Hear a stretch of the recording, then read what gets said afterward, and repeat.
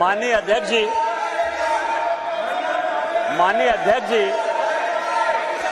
कांग्रेस या उसके समर्थक दल किस तरह से लोकतंत्र का गला घोटते हैं वो मैं उदाहरण हूं। मैं गांव में पैदा हुआ, मेरे माँ पिताजी आज भी गांव में रहते हैं। आज जब मैं पार्लियामेंट के लिए चल रहा था तो मेरी माँ आज एम्स देवघर में भर्ती है सर। उसने मुझे फोन किया कि बेटा यदि पार्टी तुमको मौका देती है तो आज इस बिल के बारे में जरूर बोलो। और इसीलिए कहा उसने कि जो महिला है सर, आज यदि सारे पुरुष यहां मौजूद हैं उसका कारण महिला है। यदि महिला नहीं होती तो पुरुष का कोई एग्जिस्टेंस नहीं होता। और आज चूंकि कांग्रेस की गलतफहमी है, गलती है सर, और ये जितने अपोजिशन के लोग हैं वो इतने वर्षों तक इस बिल को लेकर नहीं आए। हमारे माननीय प्रधानमंत्री जी ने ये नैतिक साहस दिखाया, हमारी पार्टी ने ये नैतिक साहस दिखाया। आज हम बिल लेकर आए हैं कि इनके पेट में दर्द हो रहा है सर। हम वर्षों से सुनते रहे सर कि जननी जन्मभूमिश्च स्वर्गादपि गरीयसी, यत्र नार्यस्तु पूज्यन्ते रमन्ते तत्र देवता। लेकिन क्या हुआ? इस देश में महिलाएं स्कूल एजुकेशन के लिए परेशान थी। जब तक माननीय अटल बिहारी वाजपेयी जी की सरकार नहीं आई, सर्व शिक्षा अभियान इस देश में नहीं आया, महिलाओं का जो है शिक्षा का लेवल नहीं बढ़ पाया सर। महिलाएं यदि बच्चियां स्कूल जाती थी तो उनको जो है खाना बनाकर जाना पड़ता था सर। और इसको जब हमारे प्रधानमंत्री जी ने देखा तो मिड डे मील स्कीम जब तक कि सरकारी स्कूलों में लागू नहीं हुआ तब तक महिलाओं की संख्या, बच्चियों की संख्या नहीं बढ़ी सर। और उसके बाद जो सबसे बड़ा प्रॉब्लम था, इस देश के प्रधानमंत्री ने जो सबसे बड़ी बात की कि उनको सम्मान दिया सर। सारे स्कूल में, स्मृति ईरानी जी उस वक्त एचआरडी मिनिस्टर थी, सारे स्कूलों में शौचालय बनाकर महिलाएं कैसे अच्छा से पढ़ेंगी, बच्चियां कैसे आगे बढ़ेंगी, उसी का ये उदाहरण है। और उससे आगे बढ़कर आज जो कल से लेकर परसों से लेकर माननीय प्रधानमंत्री जी लगातार बोल रहे हैं कि सही समय है, यही समय। और इसी समय पर आज ये ऐतिहासिक सेशन बुलाकर माननीय प्रधानमंत्री जी ने महिलाओं को जो सम्मान देने का काम किया, उसके लिए हम भारतीय जनता पार्टी के कार्यकर्ता गौरवान्वित हैं। और हम उनका जो है आदर और नमन करते हैं कि उन्होंने महिलाओं को आरक्षण देने का फैसला किया। सर मैं पढ़ रहा था, काफी बातें कही, मैं केवल 2-3 चीजें बताना चाहता हूं, फिर अपने विषय पर आऊंगा सर। ये देश इस संविधान से चलता है और इसका आर्टिकल 82, मनीष तिवारी जी यहां बैठे हुए हैं, कल से लगातार वो संविधान संविधान संविधान की बात कर रहे हैं। अभी सोनिया जी ने भी बोलते हुए बातें कही कि अभी क्यों नहीं लागू कर दिया, कब से लागू कर देंगे। ये देश संविधान से चलता है। मैं आर्टिकल 243D और आर्टिकल 243T, जिसके लिए कि उन्होंने बड़ा अपने आप को गौरवान्वित महसूस किया कि हमने पंचायत में जो है महिला रिजर्वेशन लागू किया, बड़ा अच्छा किया। लेकिन यह आर्टिकल में 243D और 243T हमने तो नहीं दिया। आप दोनों को पढ़ लीजिए, 243D और T क्या पंचायत में किस तरह से रिजर्वेशन होगा और म्युनिसिपल कॉर्पोरेशन में किस तरह से रिजर्वेशन होगा। आपने उसके लिए कभी ओबीसी की बात तो नहीं की। यदि इस आर्टिकल में यदि आपने डाला होता ओबीसी की बात तो आप जब करिए बहुत अच्छा। इतने वर्षों से आपको नहीं दिखाई दिया। उसी तरह से 1947 से लेकर 49 तक ये पूरा संविधान सभा चलता रहा। परसों से यही भाषण सुन रहे हैं सर। इस कॉन्स्टिट्यूएंट असेंबली से लेकर 1952 से लेकर आज तक चुनाव हुआ, कभी किसी ने राज्यसभा में रिजर्वेशन की बात नहीं की, विधान परिषद में बात नहीं की।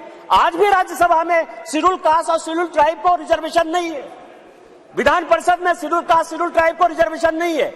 आप कौन सी नई बात केवल पॉलिटिकल एंगल के लिए ले आते हैं? आपने जब नहीं किया, जब तक आज तक जो है भारत के संविधान में यह कहा गया कि राज्यसभा में कोई रिजर्वेशन नहीं होगा, विधान परिषद में कोई रिजर्वेशन नहीं होगा। और जब माननीय प्रधानमंत्री जी और भारतीय जनता पार्टी इस बिल को लाती है तो आप कहते हैं राज्यसभा में रिजर्वेशन नहीं है, विधान परिषद में रिजर्वेशन नहीं है।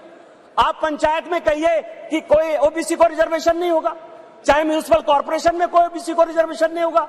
और आर्टिकल 82 है सर, जो एडजस्टमेंट ऑफ ईच सेंसस की बात कर रही है और सीट बढ़ाने की बात, सब पढ़ लीजिएगा इस आर्टिकल को। इसमें कहा गया है कि 2026 तक सभी चीजों को हमने फ्रीज कर दिया है। आप अनकॉन्स्टिट्यूशनल काम करना चाहते हैं, आप उसके ऊपर जो है कहते हैं कि 2024 से लागू कर दीजिए, तुरंत सुप्रीम कोर्ट में जाएगा और सुप्रीम कोर्ट में तुरंत वो स्टक डाउन हो जाएगा। क्या आप चाहते हैं कि महिलाओं को रिजर्वेशन नहीं दें? और जिस तरह से आप केवल राजनीति के माध्यम से इस महिला रिजर्वेशन को लॉलीपॉप बनाते रहे, घुमाते रहे, वही भारतीय जनता पार्टी करे। हमारे प्रधानमंत्री जी हैं जो कहते हैं कि जिसकी मैं शुरुआत करता हूं उसका अंत भी करता हूं। यदि ये महिला रिजर्वेशन यहां आया है तो महिलाओं को अधिकार मिलेगा, मिलकर रहेगा, दुनिया की कोई ताकत इसको नहीं रोक सकती है। लेकिन इनके यहां क्या दिक्कत है सर? इनके यहां सबसे बड़ी दिक्कत है, और अभी जितने स्पीकर बोलने वाले हैं सर, वो स्पीकर 2026 में ये आर्टिकल 82 पढ़िए, संविधान को जो है पढ़िए, जो संविधान में लिखा हुआ है कि सेंसस होगा, सेंसस के बाद डिलिमिटेशन होगा, और डिलिमिटेशन के बाद जो है हम उसको लागू करेंगे। और ये आर्टिकल 82 कह रहा है, ये 82 कह रहा है।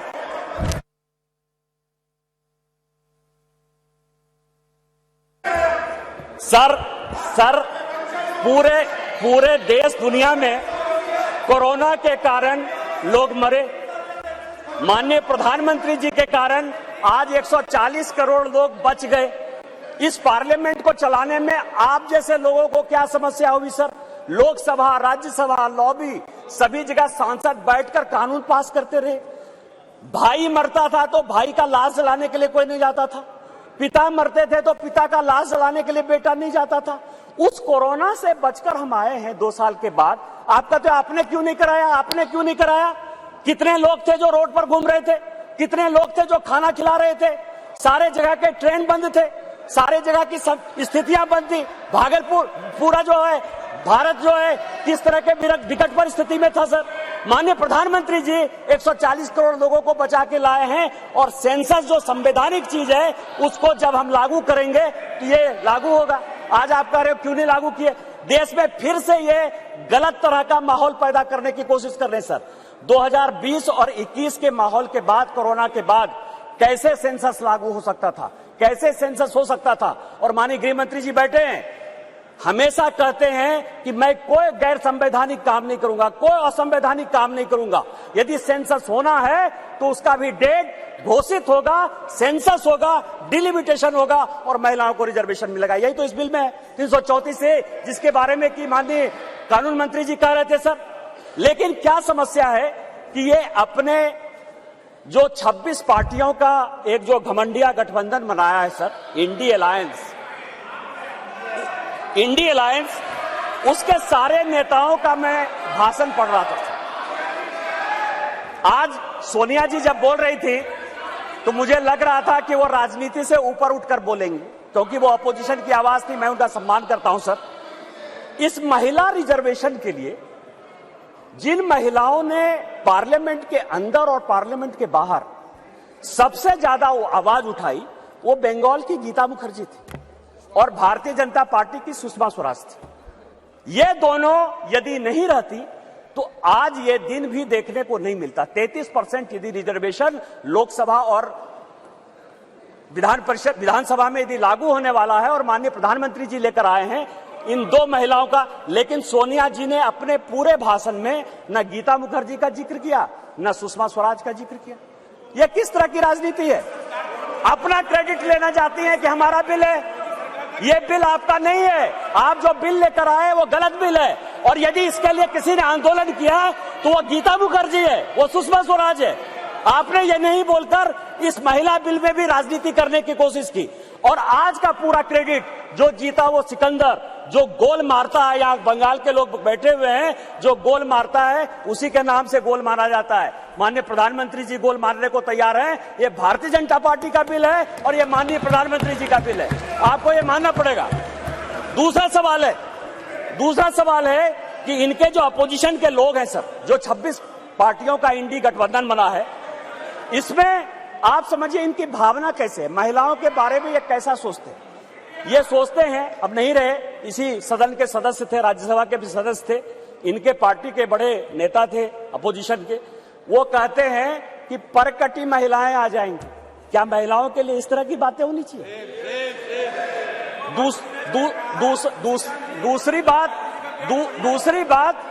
दूसरी बात जो है, ये दूसरे नेता जो है 2011 में मैं अध्यक्ष जी आपको दो कहानी बताना चाहता हूं, और ये वर्षों से मेरे मन में था। इस पार्लियामेंट में 2 बार संजोग से मैं 2009 में सांसद बनकर आया, अनुराग ठाकुर जी से लेकर राजनाथ जी सबों के साथ काम करने का मौका मिला सर। 2011 और 2013 में 2 भयंकर घटना हुई इसी वेल में।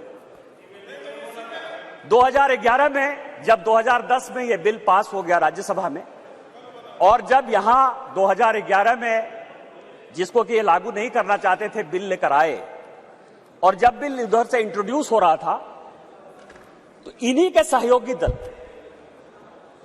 के सांसदों को इसी कांग्रेस ने इसी वेल में पीटा सर।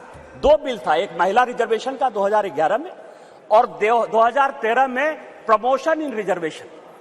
और प्रमोशन इन रिजर्वेशन में मैं जब बात करूंगा तो ये पूरे के पूरे बेंच खड़े हो जाएंगे सर। यही वी नारायण स्वामी बिल को पेश कर रहे थे, समाजवादी पार्टी के यशवीर सिंह, शेड्यूल कास्ट थे सर, ये कहते अधिकार की बात, शेड्यूल कास्ट शेड्यूल ट्राइब की बात करते हैं सर। यही यशवीर सिंह यहां पार्लियामेंट में उस तरफ से गए, वी नारायण स्वामी का उन्होंने बिल खींच लिया। इस पार्लियामेंट में, इसी लोकसभा में सर, सबसे पहले बिल में यदि उसका कॉलर पकड़ने के लिए कोई आया तो यही मैडम श्रीमती सोनिया गांधी जी थे सर।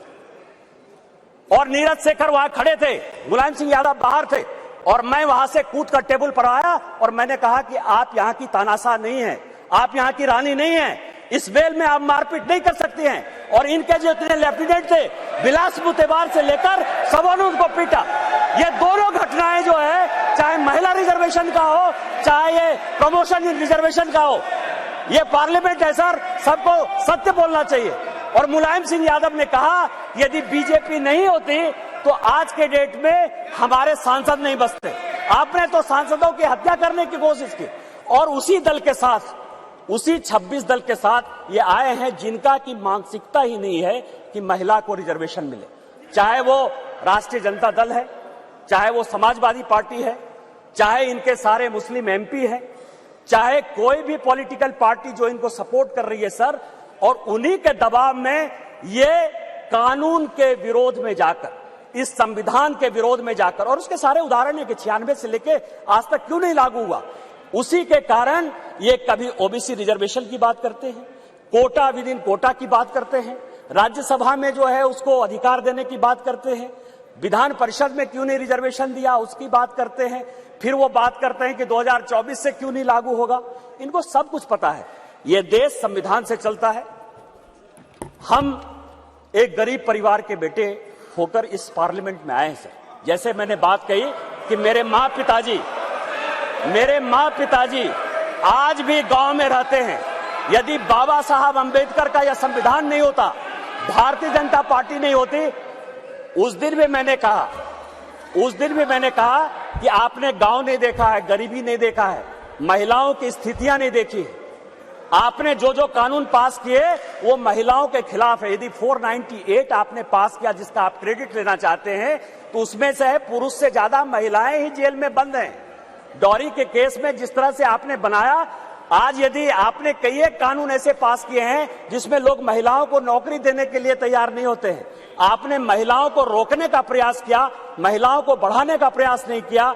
और हम जो बिल लेकर आए हैं, जो माननीय प्रधानमंत्री जी के नेतृत्व में ये इतिहास रचने जा रहा है, और ये जो ऐतिहासिक पल है, और स्पीकर साहब आपके जीवन का जो ऐतिहासिक पल है कि उस कुर्सी पर आप विराजमान हैं, जिस पल में ये इतिहास बन रहा है वो केवल और केवल माननीय मोदी जी की देन है, भारतीय जनता पार्टी की देन है। हम संविधान सम्मत काम करते हैं, और मेरा सबों से आग्रह होगा कि दल पार्टी से ऊपर उठकर जो ये संविधान आर्टिकल 82, 243D और 243T जिन आधार पर यह संविधान चलता है, उसके आधार पर